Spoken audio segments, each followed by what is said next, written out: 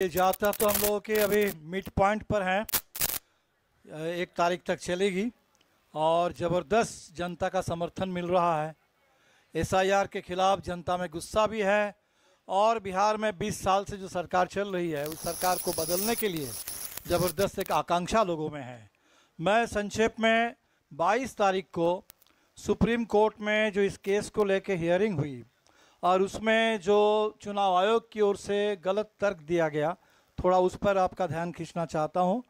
Supreme court में ये कहा गया कि चुनाव आयोग ने तमाम जो उसकी जवाबदेही है उसको राजनीतिक दलों पर छोड़ दिया और कहा गया कि बिहार में ये 1.5 लाख बीएलए क्या कर रहे हैं।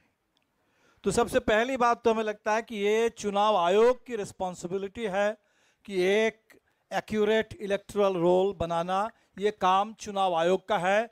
राजनीतिक पार्टियां, बाकी तमाम सिविल सोसाइटी, नागरिक समाज, हम लोग मदद करेंगे इसमें, लेकिन की रिस्पॉन्सिबिलिटी चुनाव आयोग की है।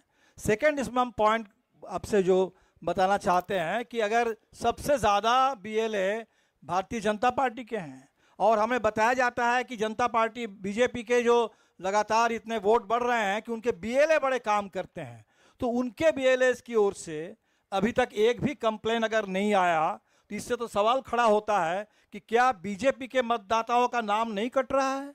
क्या पूरे बिहार में जो जिनको जिंदा मतदाताओं को मुर्दा घोषित किया गया उनमें से एक भी कोई बीजेपी का नहीं है? क्या जो प्रवासी मजदूरों का वोट काटे जा रहा है उसमें कोई बीजेपी के समर्थक नहीं है? तो सवाल तो इसी से उठता है कि बीजेपी अगर खामोश है इस पूरे सवाल को लेकर, और ये पूरी प्रक्रिया जो बीएलए की संख्या आपको मैं बता दूं कि अभी तक दिल्ली चुनाव आयोग हमारा 1,500 बीएलओ दिखा रहा है, बिहार के चुनाव ऑफिस वो बता रहा है कि 2,500 बीएलए है और अभी भी 1,000 बीएलए पेंडिंग है। तो ये जो पूरे लाल फीताशाही है, पूरी नौकरशाही है और इसमें बाधित किया जा रहा है लोगों को हर लेवल पर, ताकि वो वोटर लिस्ट में उनका नाम भी ना चढ़े और आगे चल करके वोट भी ना डाल सके। और इसीलिए हमें लगता है कि ये वोटाधिकार यात्रा, वोटर अधिकार, ये इतनी ज़रूरी है कि लोग अपने अधिकार के लिए और आगे बढ़े और एकजुट हो और अपने अधिकार की रक्षा करे और वोट का सही इस्तेमाल करके सरकार को बदल दे इस बार के चुनाव में। Thank you. धन्यवाद। मैं तेजस्वी यादव जी से आग्रह करूंगा